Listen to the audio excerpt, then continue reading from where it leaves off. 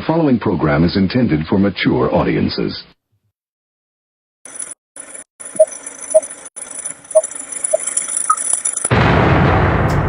Rudy's Revelation.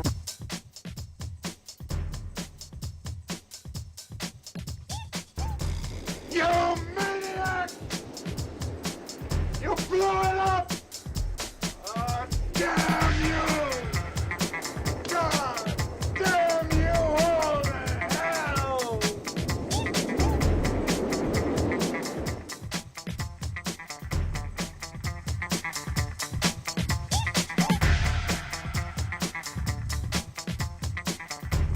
Hey everyone, welcome to today's episode.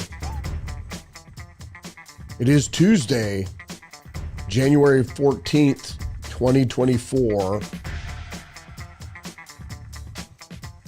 All right.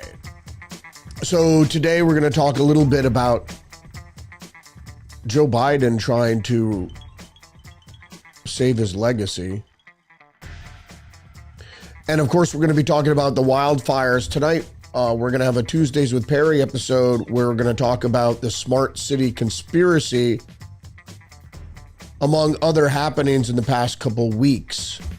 So stay tuned for that. Let's get into the news for today, Tuesday, January 14th.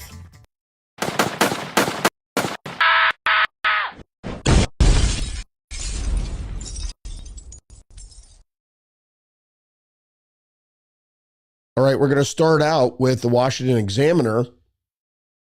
Democrats cry disinformation to duck blame for wildfire failures.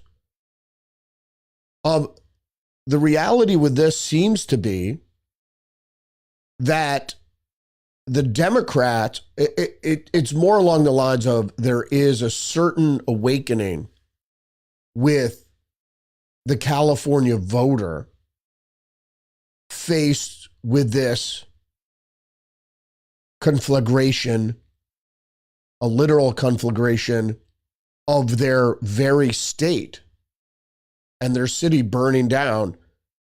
Of course, when tragedy hits, people want to look for someone to blame, and there are plenty of people to blame. But the Democrats seem to feel like their gaslighting has been successful. Well, it has been eroded. Certainly. Let's take a look at the next headline here. The post-millennial Biden White House concerned with wildlife misinformation says it puts people's lives at risk after 24 killed in LA fires. What I will say about misinformation and disinformation, it is incredibly dangerous, as we all know, and that is Karine Jean-Pierre speaking for the White House. And again, as we saw earlier, they're talking about misinformation, that people are spreading supposedly untruths. And I like to say a thing about untruths is that if something is debatable, it is not an untruth.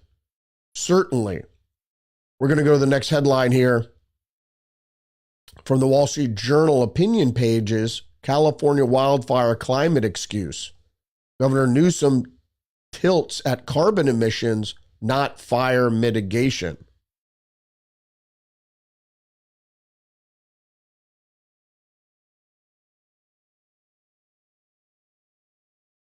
Sorry about that little delay there. And then PJ Media has a headline, follow the science. 90% of California's wildfires are started by people, not global warming. Going to get into this in just a second in this story from PJ Media's Scott Pinsker. But as we all know, as we all should know, certainly, the majority of wildfires are started by human cause, by people. Not a majority, but a significant amount is started by arson. Lightning strikes do cause wildfires, particularly in unpopulated areas and areas not frequented by people, but areas frequented by people are wildfires are usually the cause, and we're going to talk about arson. But now that the establishment media and others were trying to float the Lahaina excuse here in California, trying to say that it was down power lines that caused the blaze. Well, they do have power lines in California, but not nearly as they do in other places like the East Coast. Most of the power lines in California are already buried for a number of different reasons, for aesthetic reasons, but also for reasons because of wildfire starts. You know, you have high winds, you have the Santa Ana winds, they blow down power lines and cause fires. Also, if you bury your power lines, there's less chance that you need to do repairs after storms and so forth and so on. So I'm going to get to that in just a second, but let's get to the rest of this PJ Media article. With Biden in charge, or at least on paper, the Democrats don't have anyone to point fingers at, and if no single human can be blamed, what to do? The answer, you blame global warming, as they have. They started to, and then they moved to a human excuse. Oh, it's power lines that the mainstream media was hinting at, and now we're going to human causes. But look at what PJ Media found. Time magazine had a headline, LA fires show the reality of living in a world with 1.5 degrees Celsius of warming. New York Times, we're in a new era, how climate change is supercharging disasters. ABC News, this is how climate change contributes to California wildfires. LA Times, intensifying climate whiplash, set the stage for devastating California wildfires. New York Times again, scientists say Musk wrongly downplays climate role in LA wildfires. Bloomberg, climate change risks cracking California's insurance market wide open. Sacramento Bee, it isn't lack of water or DEI making LA wildfires worse. Experts say it's climate change. Associated Press, climate change contributed to a week of wild weather that upended life in the U.S. The Guardian, how the climate crisis fuels devastating wildfires. We have tweaked nature and pissed it off. Indeed, I agree, but not in the ways they suggest. The Washington Post, the Los Angeles fires won't affect climate denial. They'll encourage it. So the article goes on to say an overwhelming 95% of California wildfires are man-made. It's not true that half the fires are started by Mother Nature or acts of God, and it's not kind of sort of true either. 90%, 95% is an absolute landslide. Most things that happen in the world, phenomena, are usually caused by people, wittingly or unwittingly. So it's either an accident or it's purposeful, malicious. A climate professor at the University of California has studied 30 years of wildfires in Los Angeles, and after examining the data, it was unequivocal. More than 95% of these California fires are human-ignited fires. The professor added that arson is among the leading causes, but most fires are started accidentally. As I stated previously, is that arson is a cause. Or accidental, and I don't even want to say accidental as much as what you have is people being negligent. So sure, it was an accident, they didn't mean to do it, but in reality, when there are fire warnings all over the place and people are shooting off fireworks, and we're going to get to that in a second, because this is what they do. The narrative changes, and it really depends on what you believe. Because when the majority of people start believing a certain thing, then they have to change the narrative. And this is how you know they're lying. So first off, they said it's climate change. That sort of worked in Lahaina. And it did certainly work in the California wildfires preceding this one in 2023. And during the Trump administration. They said climate change, and people bought it. Some people bought it. The reality is that most wildfires are started by people. A lot by arson. We had several articles dating back to 23 in California, LA Times and others, stating that there's an arson problem. So whether the frequency of fires has increased because of arson, we don't know. Going back to the Los Angeles Times, what sparked the Palisades fire?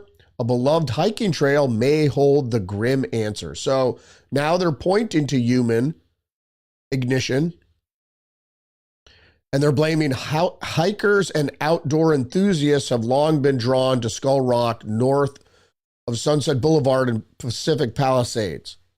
Now this area is the subject of an investigation as a potential starting point for the Palisades fire. There were actually 3 fires that started at the same time. This has been proven now by satellite imagery. I told people to go back and roll back to the beginning of the fires, and you see 3 distinct plumes started, and you could watch the satellite imagery, and no one goes to put out these fires. No planes, no aircraft, no fire trucks heading up. I mean, it's really inaccessible where they started. But they started at exactly the same time. What is the likelihood that 3 hikers accidentally start fires all at the same time? It's inconceivable. The area is subject of an investigation as a potential starting point for the Palisades fire, which burned thousands of structures last week. It's unclear where the fire started and its cause is under investigation. That's just false. Because we could see with the satellite imagery where the fire started. So to say it's unclear where the fire started is just a lie. The article goes on to say the general area was the site of a small fire on New Year's Eve that burned for a few hours before fire officials said they snuffed it out with help of water-dropping helicopter. Sources with knowledge of the investigation told the Times that officials are aware of the earlier fire and its general proximity to the Palisades fire. They're looking into whether it could be the cause because the area is frequented by the public. The sources said that it's possible a new fire was somehow sparked there on January 7th. The earlier fire appears to have been sparked by fireworks, officials said. It's also inconceivable that a fire that had been extinguished a week earlier reignited. It's very unlikely. It's very unlikely. You don't have an ember that keeps burning for a week. I mean, it's possible, but again, that doesn't explain the 3 fires. New York Post is reporting LA Palisades fire likely caused by humans in hiking area popular with teens. As I stated before, the biggest and most destructive fire in Los Angeles history has human origins. Authorities investigating the cause of the fire told the Los Angeles Times they believe it was started by somebody possibly as an accident. The fire may have human origins. Indeed. And the post-millennial LA fires likely began as a reignition of New Year's fire that LAFD ignored once it went cold. I mean, don't you have fire spotters? I don't understand.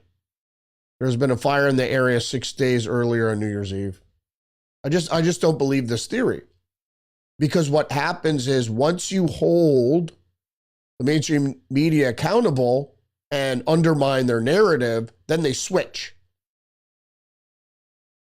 Okay, it wasn't global warming, it wasn't lightning strikes, it wasn't down power lines because there are no power lines in that area.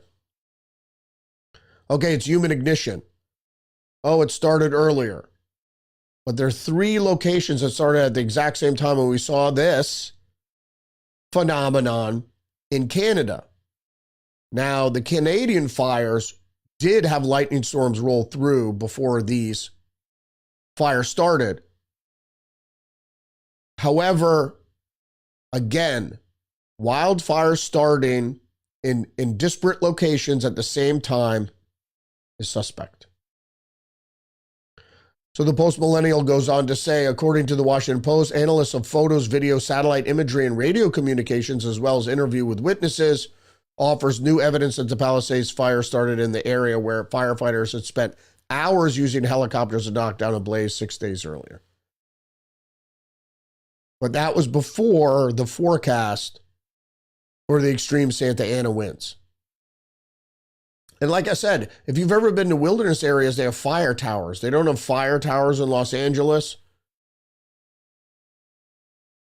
to spot in wilderness areas, to spot firefighters starting, especially with the Santa Ana winds coming in and, it's going to drive the fire into populated areas. I just don't, it's sort of when you're sitting at a stoplight at an intersection and there's no one else there, and you have to wait at the red light, what seems an excruciating amount of time. With all the technology we have now, can't the light change for you? That's what I see here. It's like with everything we know about climate, and I mean real climate, I don't mean climate change, I just mean weather, and wildfires, there couldn't be more systems in place, more sophisticated systems in place to detect and fight these sorts of things. Anyway.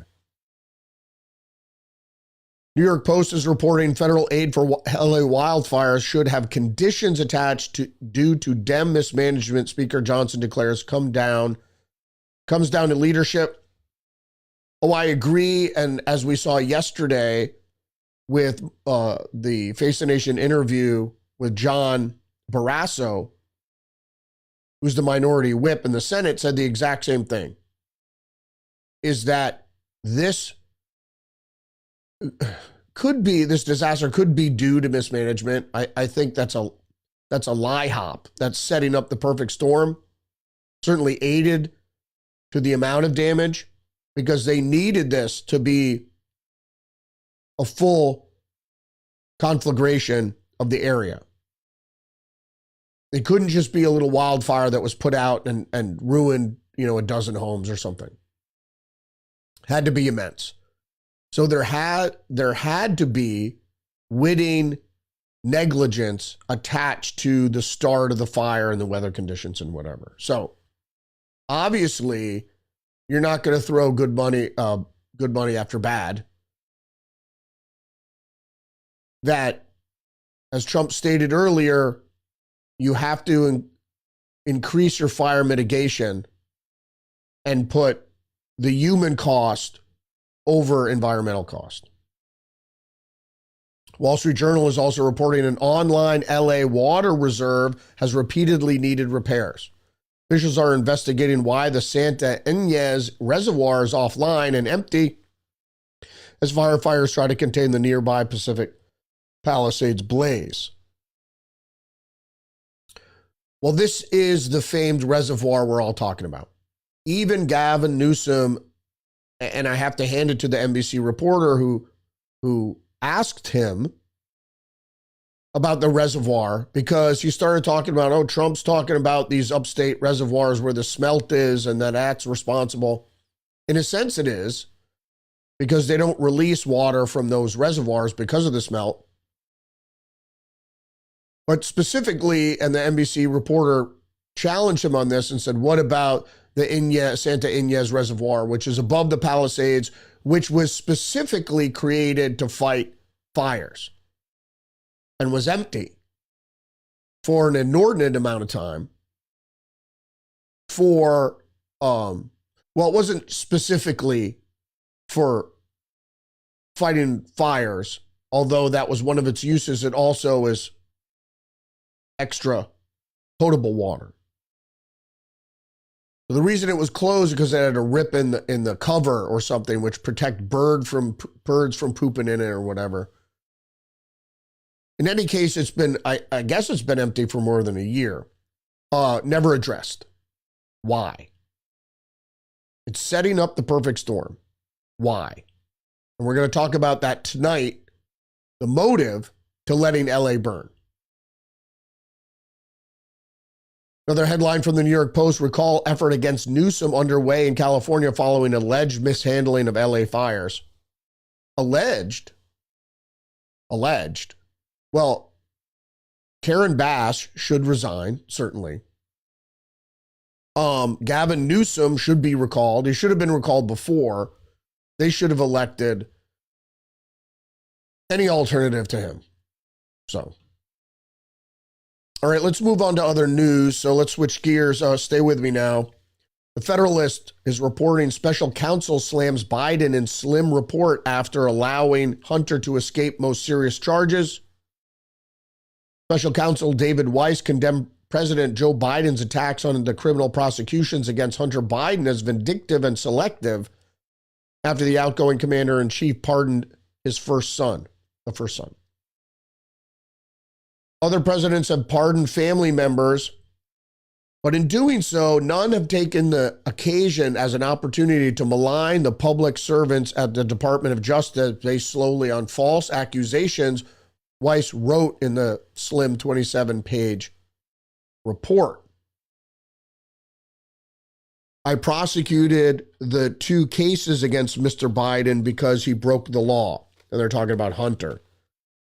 And added, a unanimous jury who found Mr. Biden guilty of gun charges and Biden himself, who pleaded guilty to tax offenses, agreed. Well, he is guilty. And the thing is that, was he pardoned? Should he have been pardoned? That's a different discussion. But to take shots at the judicial system, that's another thing. Biden went on to say, I've watched my son being selectively and unfairly prosecuted, the president said. That's not true. It wasn't unfairly prosecuted because he pleaded guilty. So unfairly prosecuted because they're the elite and they don't think they think they should be above the law.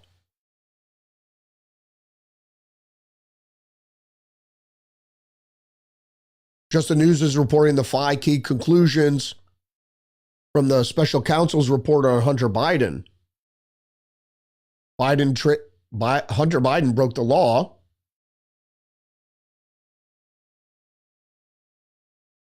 Biden traded on his family name to secure lucrative business deals. Evidence shows Biden cheated on taxes specifically related to Burisma income. This was an ill-gotten gain. President Biden accused of undermining the justice system. President Biden accused of using a pardon to rewrite history. Well, without a doubt, it's the Biden crime family. So by doing so, by trying to rewrite history, he's trying to save his legacy, which is impossible because nobody really wants a Biden library. And nobody except the Biden and the Democrats that served in his administration believe that he should be written as a stellar president, which he wasn't. PJ Media is reporting the Department of Homeland Security pushes back on the Lake and Riley Act, which was passed by the House and Senate. It's unknown whether or not which president will sign it. And I think they're going to hold it for a week until President Trump is in, and then President Trump will sign it. The Department of Homeland Security has taken aim at the Lake and Riley Act. The rationale, it would cost too much money to round up criminal aliens and then house them and feed them before deporting them. Now, if you didn't know what the Lake and Riley Act, I incorrectly previously stated it was a Senate bill. It was a House bill that the Senate passed after cloture. And it will probably be signed by Trump. If you didn't know who Laken Riley was, she was a college student in Georgia who went running on a wilderness trail close to the school and was viciously attacked by an illegal immigrant. Supposedly, her skull was bashed in with a rock. More news from the Wall Street Journal. China officials discuss option of TikTok sale to Elon Musk. Beijing's leaders have denounced U.S. ban threat and said any forced divestiture would be like robbery. So Kevin O'Leary also has a bid out for TikTok. But for some reason, I think the Chinese favor Elon Musk because they have business with him already. So for them, it would be an easier transition. But if Musk takes over TikTok, that would be sort of I don't know, X and TikTok. That would be, I was going to say a trifecta, but you would need one more thing in there in social media for it to be a trifecta. But it is certainly, he would corner the market and certainly threaten YouTube and Facebook, Instagram, with the size of his social media empire. So Semi4 is also reporting on this. China mulls sale of TikTok in U.S. to Musk by Prashant Rao. Beijing is reportedly mulling the sale of TikTok's U.S. operations to Elon Musk ahead of Sunday deadline by Washington for the app's Chinese owners to divest themselves of the business or face it being banned. Excuse me. According to Bloomberg and the Wall Street Journal, the proposal is part of a broader discussion among Chinese officials over how to deal with the U.S. President-elect Donald Trump's incoming administration with ties to Musk, an ally of Trump, but also a billionaire somewhat dependent on China, given Tesla's production facilities in the country, among the factors. Combining TikTok's U.S. operations with Musk's X social media platform could boost the latter's ad sales, and the video sharing platform's trove of content could also strengthen his AI efforts, I suppose.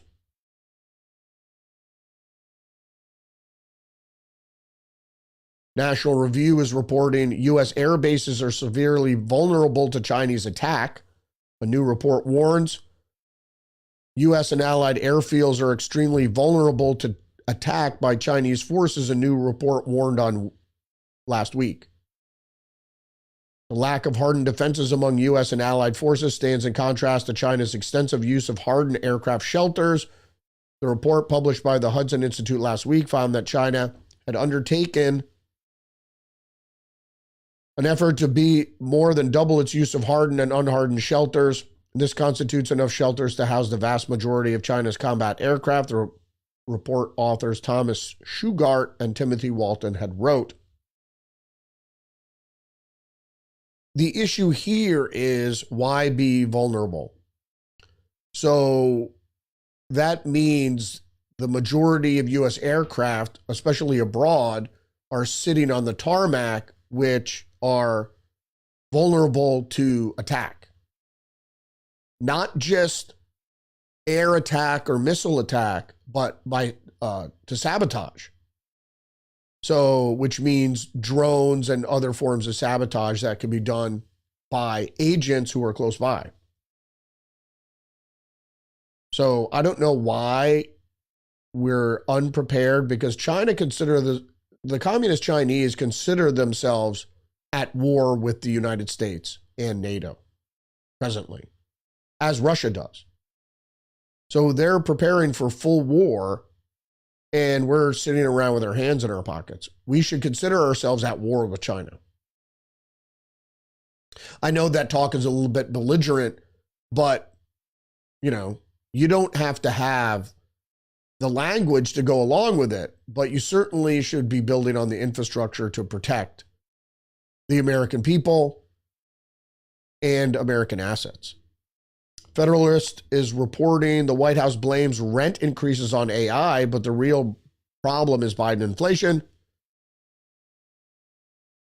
The recently released White House report blaming computer software for the massive increases in rental prices that Americans have suffered over the past 4 years is best described as self-serving whitewash.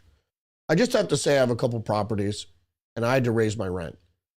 And I hate to raise my rent, and haven't really previously done so with existing tenants. The problem is the inflation. Everything costs more. In the situations where I have HOAs, fees, they've gotten so exorbitant that I had to get on the board to try to tamp down the friggin' spending. Because everything, if you're spending on maintenance or what have you, all the prices are going up. And so to make up that loss, the boards, condo boards have to raise the prices of the HOA fees to compensate. Not only that, but they levy assessments on top of that. And so then if with the other private residences, if you need repairs, everything's more expensive by 20% at least. So it has nothing to do with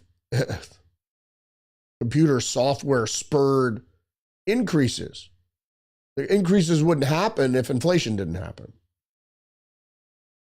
And as the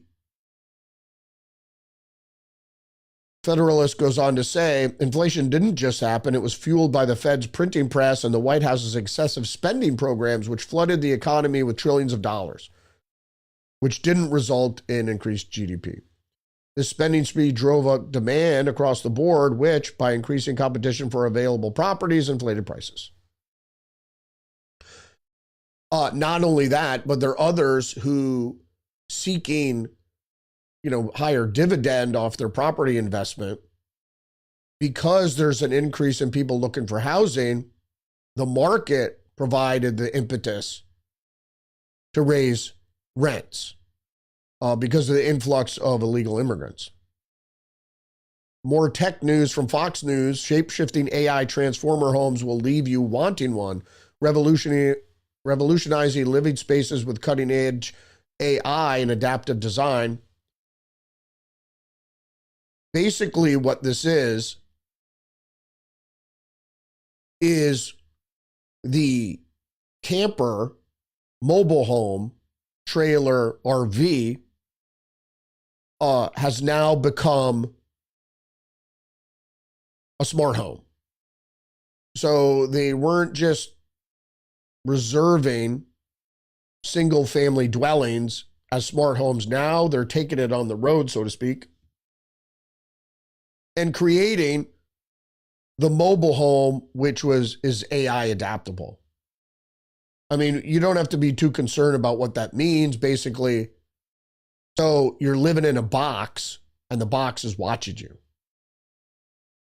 That's what a smart home is. It watches you, and as we've learned from AI, agentics, is that they will start doing things for you autonomously to meet your needs, which is scary enough. So who knows if all campers or whatever in the future are going to be smart campers? Who knows? I hope not. Because if you ever need to escape the grid, the smart city, you want to be able to. It's going to be hard because all vehicles spy on you, but you don't want a smart home. And most people, the excuse is always, I don't have anything to hide. It doesn't matter, because at a certain point, if things progress the way the progressives want them to, is that, if you use the wrong word or you slight a trans person in the walls of your own home, here come the snowflake police, the culture police. Like you've seen in many socialist communist regimes, is they use the culture war to marginalize you. Washington Post is reporting, arrested by AI, police ignore standards after facial recognition matches. Although the city's facial recognition policy warns officers the results of the technology are non-scientific and should not be used as a sole basis for any decision. It doesn't matter, because human decision-making will be marginalized. There's going to be some, whether or not it's a singularity, but there's going to be some tipping point,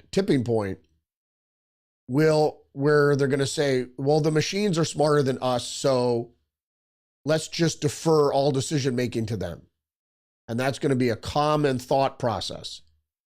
And that's where it's going to run into problems, because Nobody's going to have the wherewithal to question the decisions by the machines because they make them so quickly and then support and buttress them so quickly that the human wherewithal, mental wherewithal, psychological wherewithal will not be able to do to combat that.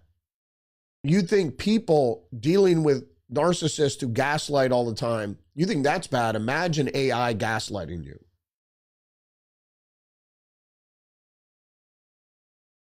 You know, it's like a moron trying to debate a genius. Even if the genius is wrong, he'll make a better argument. You understand what I'm saying? Anyway. More news from Fox News. Biden Department of Homeland Security exempted thousands of immigrants from terror-related entry restrictions in fiscal year of 2024. Fox News Digital reviewed a draft copy of the fiscal year 2024 report and find this out. The Biden administration gave nearly 7,000 exemptions, mostly to refugees for foreign nationals who otherwise would be ineligible for admission into the U.S. due to terror-related entry restrictions, a significantly higher number than in the recent years. So as we see, Biden is trying to burn down the house as he leaves. Or as I made the comparison to, people that were in foreclosure that poured cement into their toilets. The Daily Beast reports, Star Washington Post columnist torches Bezos on her way out the door. If you don't know who this is Jennifer Rubin, who I despise. And supposedly she's a conservative, but she's an anti-Trumper. The Star Washington Post columnist Jennifer Rubin resigned from the paper Monday and took a parting shot at Jeff Bezos. Who cares? Showing Bezos bending at the knee for Donald Trump. It was a satirical cartoon she wanted to publish and blocking of a planned Kamala Harris endorsement last fall. Rubin often pens columns from a conservative perspective. She does? I don't know about that. But as a staunch critic of the president-elect, she's an anti-Trumper. So she pens a conservative perspective. Does she really? I don't think she does. She said Monday that the Post had failed spectacularly at a moment that we most need a robust, aggressive free press. That's not free. It's not. She's not free. It's not a free press. Like I said this week, a free press and stances on free speech, which is analogous to a free press, means the reader gets to make the conclusion. The reporter can make his own conclusion, but not in the story. At the end of his story, he could say, it seems like tic-tac-toe or whatever. The reality is just the facts, ma'am. You present the facts and how they were collected and what it seems to be. You can make apparent conclusions, but you can't do what the New York Times does and use the idea of characterizing certain facts as this, that, and the other, false, misleading, misinformation, disinformation. Anyway, in any case, the Daily Beast goes on to say the 62-year-old, she's 62? Oh my God, she looks ancient. 62-year-old indicated that she will continue to write scathing columns about Trump at her news site, The Contrarian. Now, you might have seen this clip where her and this other knucklehead, a CNN legal analyst, Norm Eisen, talk about the site. And it's like, I don't want to hear anything from these people. They're so authentic. They're so inauthentic midwits that why would anybody be concerned with their opinion or their fact collecting? They say with their goal, which is contrarian in itself. Our goal is to combat with every fiber of our being the authoritarian threat that we face. We don't face an authoritarian threat in this country. It's a republic. What we face is perhaps an authoritarian bureaucracy, but they're trying to put it all on Trump when he's doing just the opposite. He built a coalition. If you look at his cabinet, it's a coalition of all sorts of different folks. The authoritarian threat we face is the fascism, the corporate fascism of corporate controlled or corporate captured government bureaucracy, unelected. That's the authoritarian threat. Is that what she means? I don't know. She didn't say that. Well, wait, she went on in depth. We've watched as corporate and billionaire owners of media outlets abuse their audiences. Indeed. But she's talking about Bezos and the Washington Post. Now, if you talk about mainstream media, the Washington Post and the New York Times are considered bastions of journalism. She should take aim at corporations. Billionaire owners have nothing to do with it. An individual who owns a business can do whatever the fuck he pleases. I'm sorry. So people don't want to buy the paper, they don't have to buy the paper. Corporate capture of government bureaucracy is the problem. Not corporations who own a business, because you can just boycott the business. You can't boycott the government that you're supposed to be running in a republic. Anyway, I went on too far. AP is reporting Trump team is questioning civil servants at National Security Council about commitment to his agenda. This is exactly what I was talking about. Excuse me. Trump team is questioning civil servants. So the bureaucracy, unelected bureaucracy at the National Security Council about commitment to its agenda. They should do this in every aspect of the federal government. And not allegiance to his agenda, but allegiance to either bipartisan or apolitical stances. Because you shouldn't be political if you're a bureaucracy. You have to serve the people. Incoming senior Trump administration, not governments and not corporations, I mean. Incoming senior Trump administration officials have begun questioning career civil servants, stay behind networks, who work for the White House National Security Council about who they voted for in the 2024 election, their political contributions, and whether they have made social media posts that could be considered incriminating by President-elect Donald Trump's team, according to the U.S. official familiar with the matter. So, anonymous source. At least some of these non-political employees, and you can't say they're non-political employees if their political bias is apparent, have begun packing up their belongings. See, this is the thing about the AP. At least some of these non-political employees have begun packing up their belongings. If they're non-political, why are they packing up their belongings?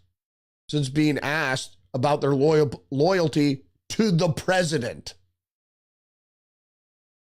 Not Trump. They write Trump, if you're listening. After they had earlier been given indications that they would be asked to stay on at the NSC, in the new administration, the official said, speaking on the condition of anonymity to discuss sensitive personal matters. Again, anonymous. Could be nobody. That's what you should always, if you're reading a news article and they say, and they have unnamed sources, it could be nobody.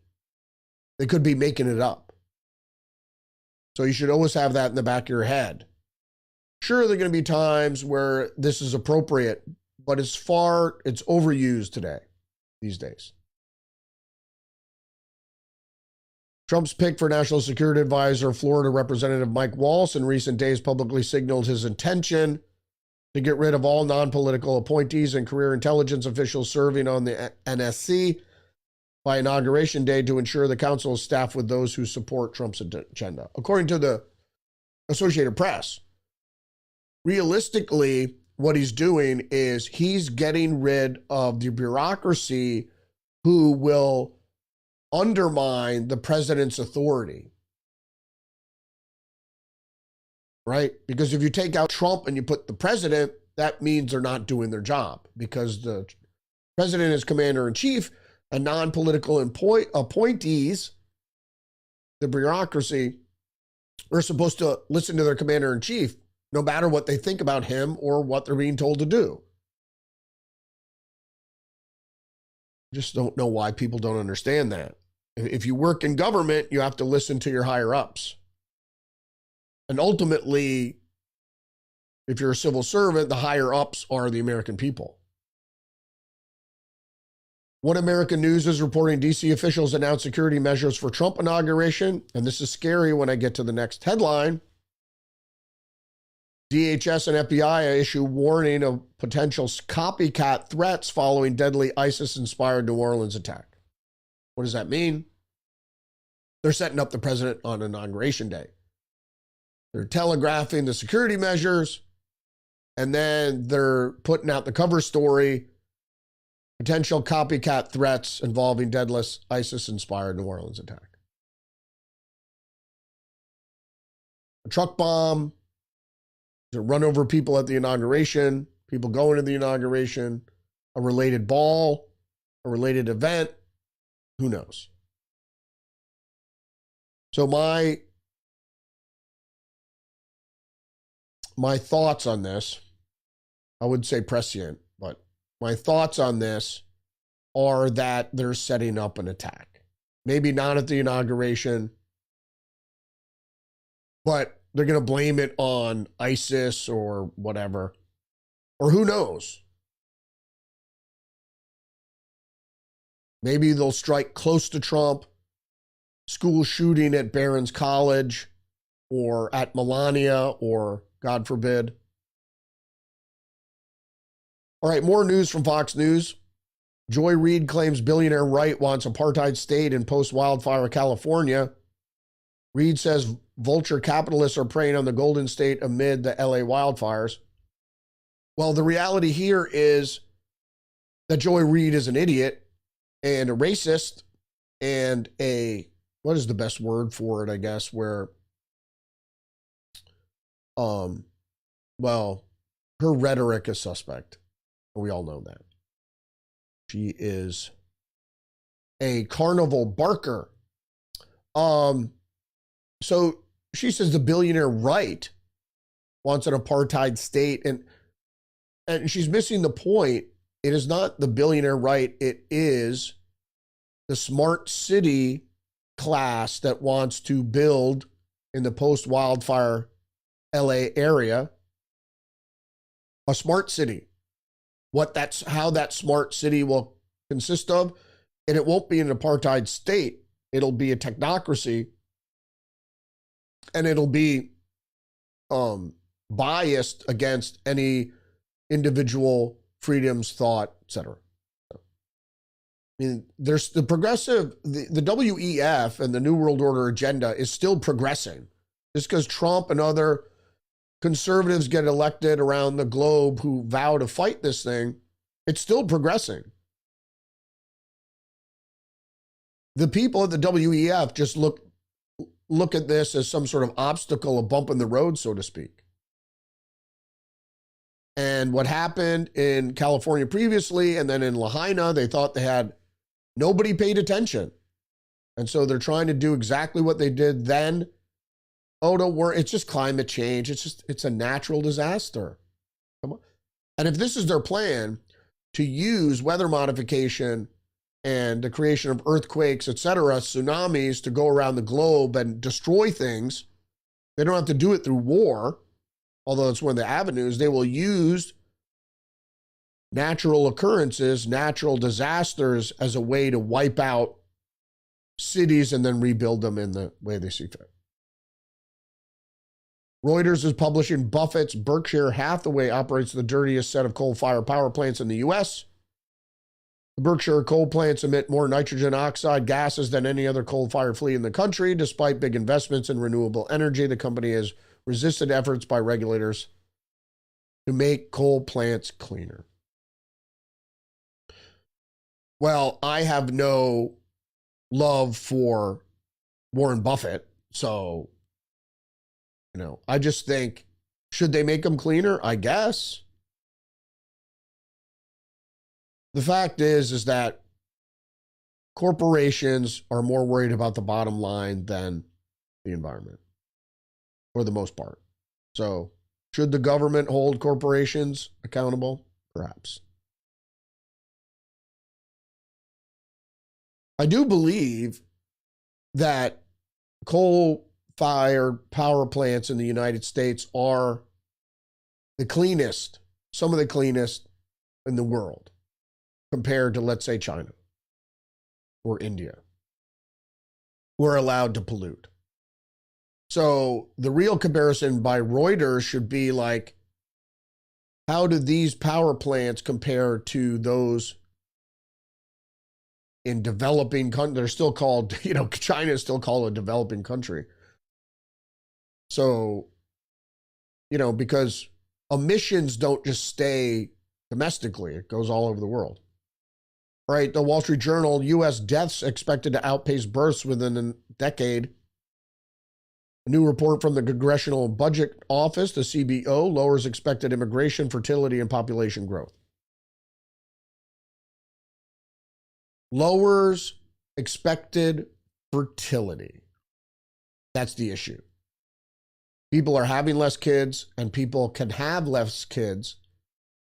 But people have to understand that children are expensive. And so rational people, if they can't afford it, don't have more kids. Some people that don't have wherewithal have more kids anyway as a way to scam welfare, what have you. And then some people have more kids, but people are having less kids. But what should that translate to? That should translate, if we have a smaller growing population, we shouldn't say we have to offset that by bringing in more people. What we have to do is that should make the people that are citizens in this country, the fewer amount of citizens in this country, our lives should be richer. But corporations don't want that. They go, oh, well, the goods will be more expensive. Well, there is a marketing strategy to outprice your competition. So people that offer lower prices can take a share of the market. So people don't, put that in there. If I sell my apple for 50 cents and you sell your apple for $2, I'll probably get more share of the market. So there is that aspect. But I just think if people are having less children, we shouldn't be bringing in more people. In the long run, you should have more kids, I suppose. But that's a cultural thing. People with strong cultural ties, clan ties, would have more kids because you want more of your clan, so to speak. I think this is the last story here. Fox News, the structure discovered in Jerusalem city of David dates back to the first temple. The discovery is believed to date back to the 8th century BCE.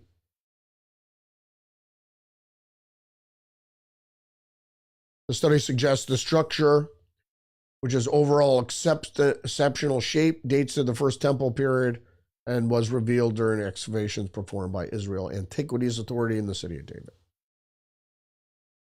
I think the reason I put this in here was the fact that I think it's some sort of prophecy.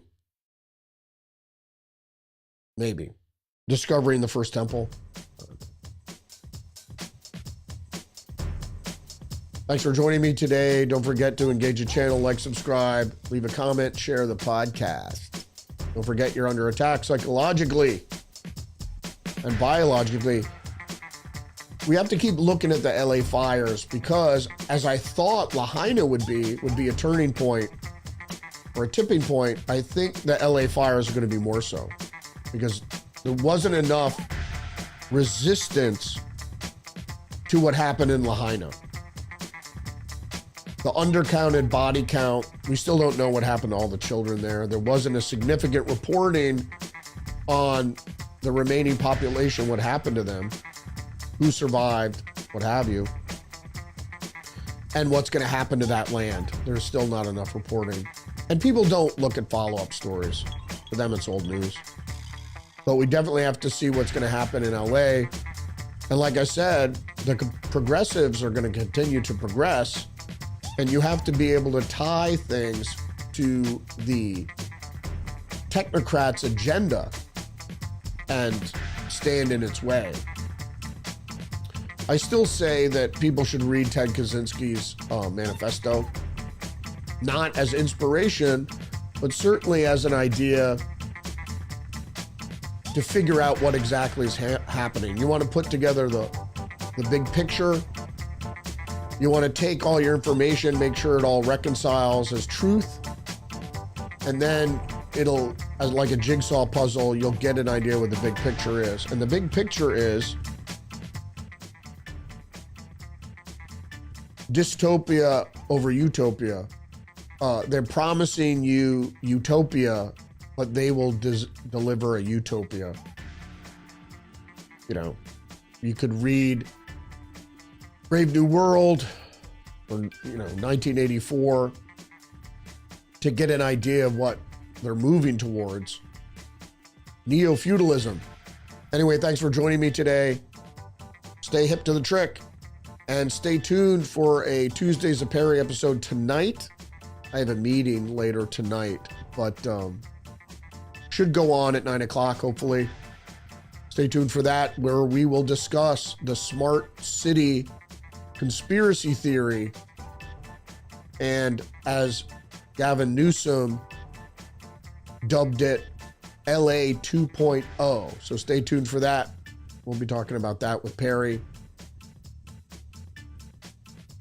Stay hip to the trick, and I'll see you later. Respect.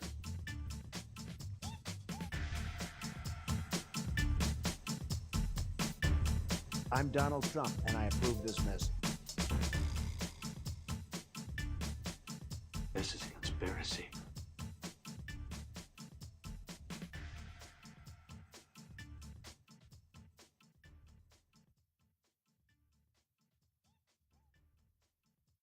I'm an American. I have rights.